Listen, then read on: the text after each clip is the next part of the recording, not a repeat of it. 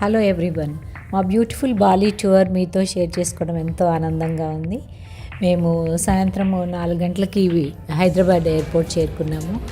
అక్కడ కొంచెం వెయిట్ చేసామన్నమాట. తొందరగా వెళ్ళాము. చెక్ ఇన్ తొందరగా అయిపోయింది. మాకు రష్ అంత ఎక్కువగా లేదు.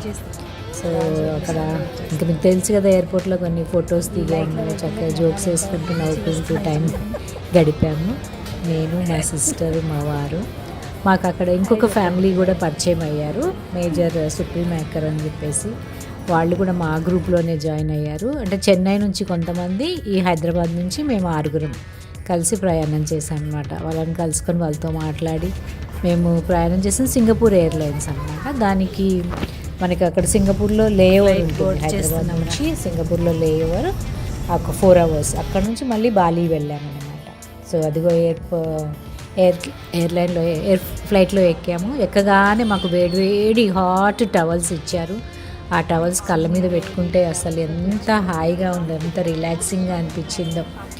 మేము అది బాగా ఎంజాయ్ చేసాము. ఇంకా కిటికీలోంచి వ్యూ చూద్దాం అనుకున్నాం, కానీ చీకటి అయిపోయింది అప్పటికే. వెళ్ళగానే మాకు డిన్నర్ సర్వ్ చేశారు, చక్కగా రుచికరమైన డిన్నర్. అవి తినేసాము. అలా టైము చక్కగా తొందరగానే గడిచిపోయింది. మాకు 4 గంటల ప్రయాణంలో సింగపూర్ చేరుకున్నాం. ఇంకా సింగపూర్ ఎయిర్పోర్ట్లో 4 hours లేఓవర్. మీకు తెలుసు కదా, సింగపూర్ ఎయిర్పోర్ట్ అంటేనే అసలు వరల్డ్లో అది ఒక స్పెషల్ ఎయిర్పోర్టు. అది చూడ్డానికి మనకి టైం సరిపోదు. అది స్పై కార్, స్పై లాగా పనిచేస్తుంది. కెమెరాస్ ఉంటాయి దాంట్లో, పోలీస్ లాగా అనమాట.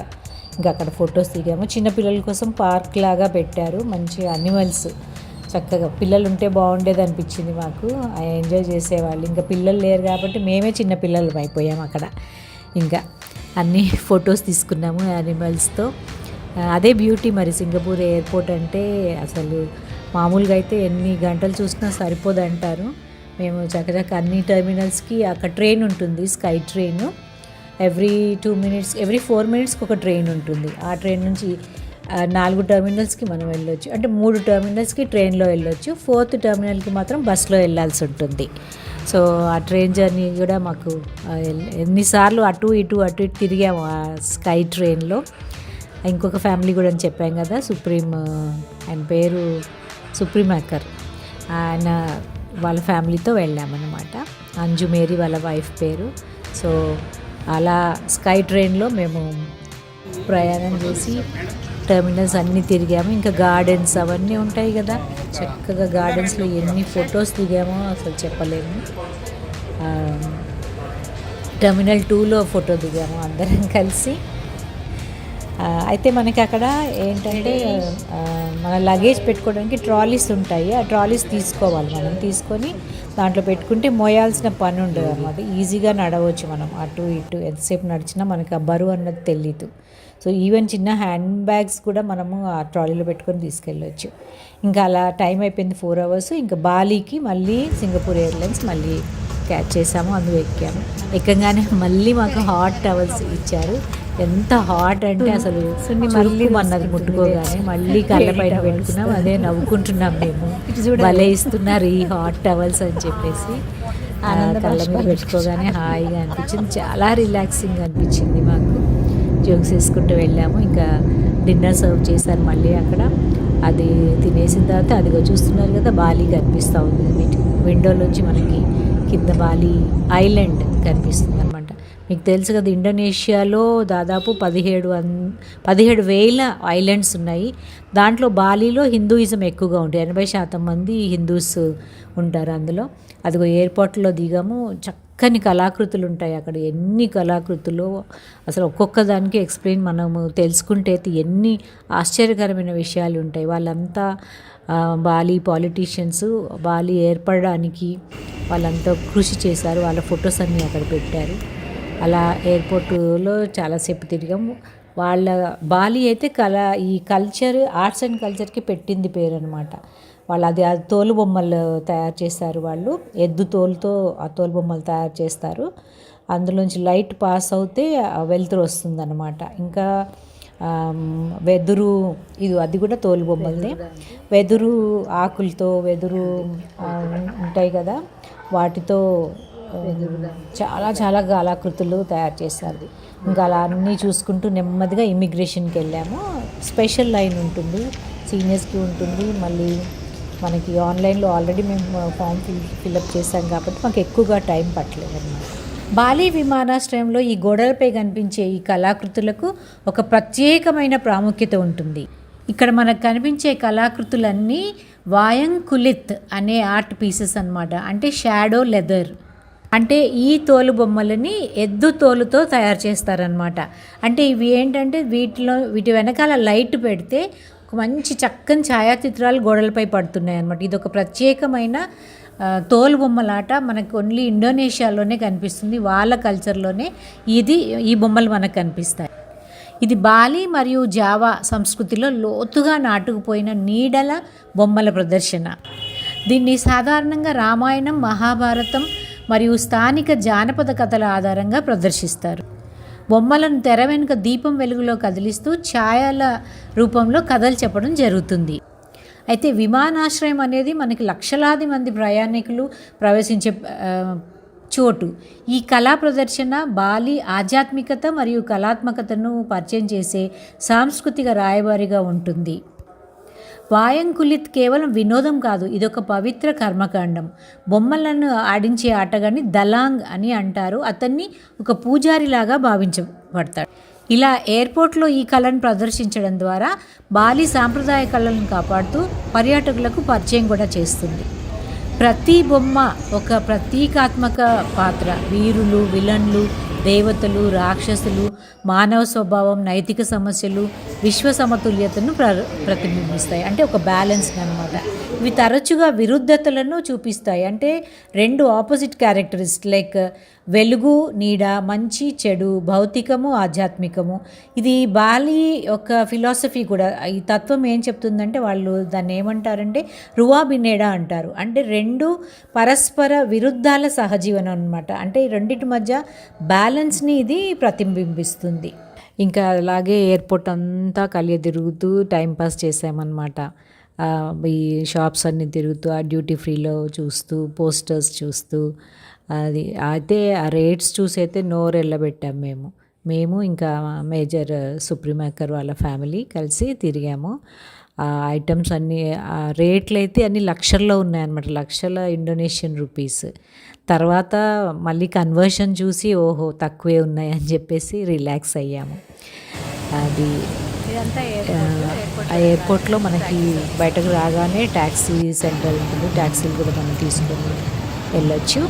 ఇంకా వాళ్ళు వెయిట్ చేసే వాళ్ళు అక్కడ వెయిట్ చేస్తూ ఉంటారు. అదిగో నా పేరుతో వాళ్ళు రిసీవ్ చేసుకుంటున్నారు అక్కడ బాలి దాంట్లో. ఇప్పుడు మమ్మల్ని వాళ్ళు హోటల్కి తీసుకెళ్తారు. కార్స్ వచ్చాయి, వెహికల్స్. ప్లూమేరియా ఫ్లవర్స్తో గార్లెండ్స్ చేసి వాళ్ళు మనకి వెల్కమ్ చెప్తారు బాలీలో. సో అదొక వండర్ఫుల్ ఎక్స్పీరియన్స్ మాకు. బాలీలో వెల్కమ్ చెప్పించుకొని బాలి హోటల్కి వెళ్తున్నాము మేము, ఇంకా మేజర్ సుప్రీమాకర్ ఆయన పేరు, వాళ్ళు కలిసి వెళ్తున్నాం. అది వాళ్ళ కార్లో మా లగేజ్ అంతా కూడా పెట్టి తీసుకెళ్తారు. ఇప్పుడు 2 కార్స్, మేము 6 మెంబర్స్మి కాబట్టి 2 కార్స్ వచ్చాయి. ఇప్పుడు వెళ్ళేసి మేము హోటల్లో మిగతా వాళ్ళని కలుసుకుంటాం. ఇంకా చెన్నై నుంచి కూడా చాలామంది వస్తున్నారు, వాళ్ళని కలుసుకుంటాం. రోడ్స్ కూడా బాగా నీట్గా ఉన్నాయి బాలీలో. ఇంకా మాకు బాగా నచ్చింది ఏంటంటే ఎక్కడ చూసినా కూడా పచ్చదనం అనమాట. పచ్చని చెట్లు, అంత ఆరోగ్యంగా ఉన్నాయో చెట్లు. వెళ్తూ వెళ్తూ డ్రైవర్తో మాట్లాడాము మేము. డ్రైవర్ అన్నీ ఎక్స్ప్లెయిన్ చేశారు. సో వాళ్ళ ఆచారాలు, ఆయన పేరు మ్యాడీ అని చెప్పారు. మ్యాడీ అంటే తర్వాత తెలిసింది ఏంటంటే మాకు కుటుంబంలో రెండవ కొడుకుని మ్యాడీ అని అంటారంట. ఫస్ట్ కొడుకునేమో పుత్తు అంటారు. 3వ పిల్లల్ని కూడా ఏదో పేరు చెప్పాడు. కాకపోతే ఇప్పుడు అక్కడ వాళ్ళు కూడా ఫ్యామిలీ ప్లానింగ్ చేసి 2తో ఆపేస్తున్నారంట. సో ఆ 3వ పేరు ఎక్స్టింక్ట్ అయిపోతుందని పాపం కొంచెం వాపోయాడు. కొన్ని రోజుల తర్వాత ఆ 3వ పేరు కనిపించారు. ఇండోనేషియాలో అలా పెట్టుకుంటారంట పేరు. ఫస్ట్ పుట్టిన వాళ్ళని పుత్తు, సెకండ్ వాళ్ళని మది, థర్డ్ వాళ్ళని ఇంకేదో పేరు చెప్పారు. సో అలా మేము వెళ్తూ ఉన్నాము. రోడ్లన్నీ కూడా నీట్గా. అదిగో అక్కడ ఘటోత్కచ విగ్రహం అన్నమాట. అన్నీ మన హిందూ మైథాలజీ ఫిగర్సే ఉన్నాయి, స్టాచ్యూసే ఉన్నాయన్నమాట. అన్ని రాముడు, కృష్ణుడు, అర్జునుడు, ధృతరాష్ట్రుడు అన్నీ ఆ కార్లో ఆ పైన పెట్టారు కదా, దాన్ని ఆఫరింగ్ అంటారు. అరటి కొమ్మలతో కానీ చేసిన ట్రేలో అనమాట, లేకపోతే బ్యాంబూ లీవ్స్ చేసిన ట్రేలో వాళ్ళు అన్ని పెట్టి రోజు పూజ చేస్తారనమాట. అంటే పంచభూతాలనికి మొక్కుతారు. అందులో కూడా ఒక విశేషం ఉందన్నమాట, అది నేను తర్వాత చెప్తాను. ఆఫరింగ్స్ ఎలా పెడతారు, వాటి యాక్చువల్ ఇంటర్ప్రిటేషన్ ఏంటి అని మనం తర్వాత వీడియోలో మాట్లాడుకుందాం. అదిగో మా హోటల్ వచ్చేసింది, బ్లిస్ సర్ఫర్ హోటల్ పేరు. సో ఆ థీమ్ అంతా సముద్రంలో ఉంటుంది కాబట్టి మొత్తము ఆయనే భానుచందర్ గారు మా ఆర్గనైజర్. అది హోటల్లో వెళ్ళాము. కింద రెస్టారెంట్ ఉంది, పైన అన్ని రూమ్స్ అనమాట. వెళ్ళంగానే మాకు వెల్కమ్ డ్రింక్ ఇచ్చారు, చక్కని మెలన్ అది చెప్తున్నాడు ఆయన, లైమ్ అండ్ మెలన్ జ్యూసు. చల్లగా చక్కగా మాకు చాలా రిలాక్సింగ్ అనిపించింది ఆ జ్యూస్ తాగంగానే. అదే మా హోటల్ రూమ్స్ అనమాట. సో మేము ముగ్గురం కాబట్టి ఒక ఎక్స్ట్రా బెడ్ అడిగితే వాళ్ళు వేశారు, ఎక్స్ట్రా బెడ్. చక్కగా నీట్గా ఉన్నాయి, అన్ని ఫెసిలిటీస్తో బాగుంది. 4 స్టార్ హోటల్. మేము 7 రోజులు ఉన్నాము ఈ హోటల్లో. సో అన్ని ఫెసిలిటీస్, ప్రతిరోజు క్లీనింగ్ నీట్గా మెయింటైన్ చేశారు. ఆ విండో దగ్గరికి వెళ్ళంగానే, విండో ఓపెన్ చేయంగానే మనకి మంచి వ్యూ, బాల్కనీ ఉంటుంది. బాల్కనీలోంచి చూస్తుంటే చక్కగా కింద స్విమ్మింగ్ పూలు అవన్నీ కనిపిస్తాయి, మంచి వ్యూ అనమాట. అదిగో మన వినాయకుడి విగ్రహం అక్కడ.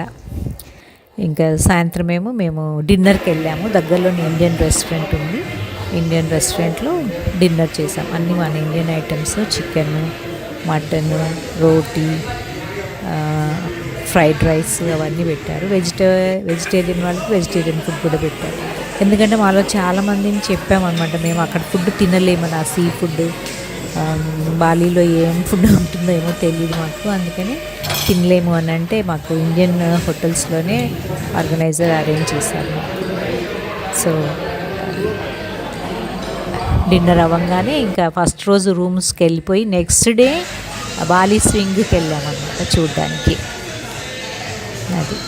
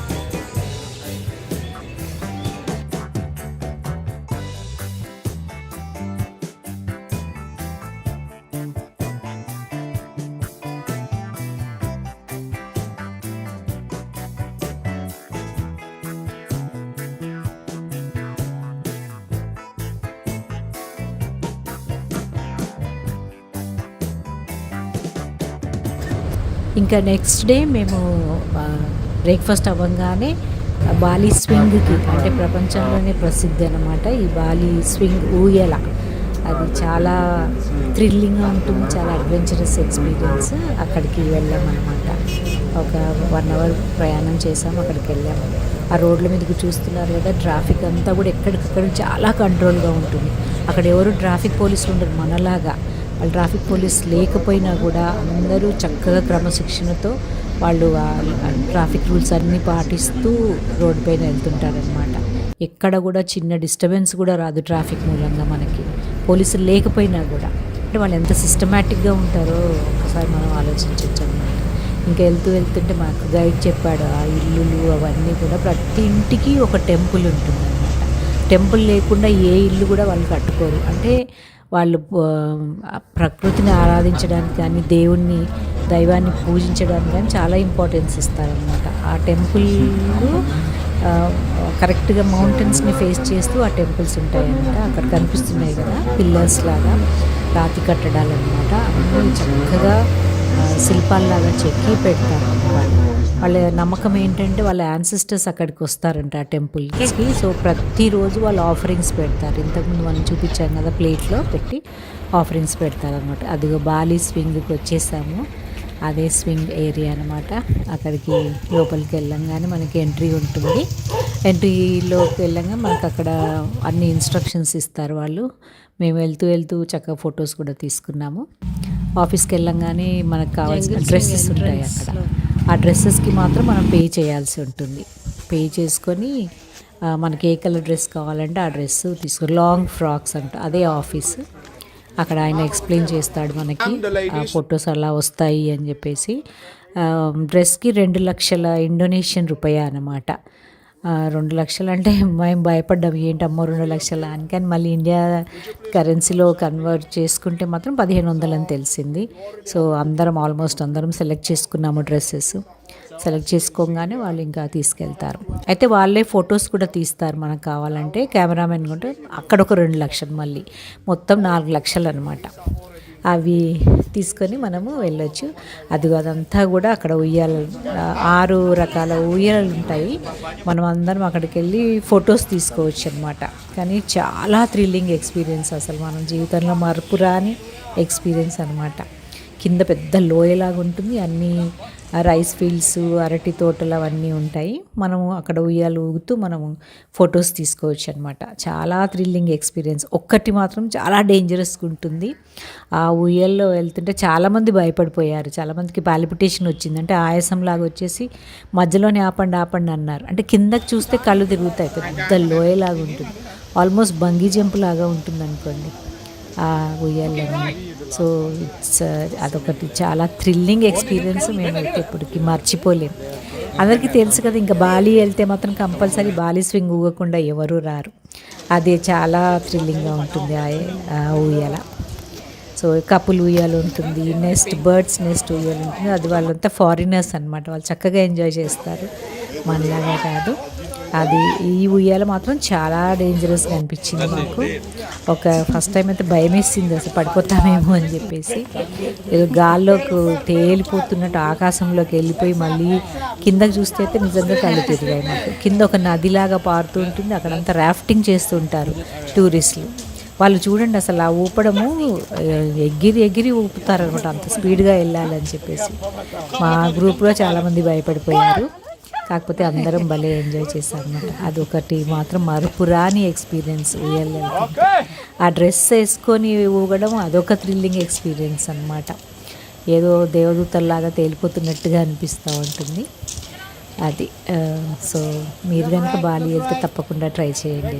చేస్తారు కంపల్సరీ. బాలి వెళ్తే మాత్రం ఈ బాలి స్వింగ్ ఊగకుండా ఎవరు రారు. సో ఫస్ట్లో భయం వేస్తుంది, కానీ తర్వాత ఏమీ అంత భయం అనిపించదు.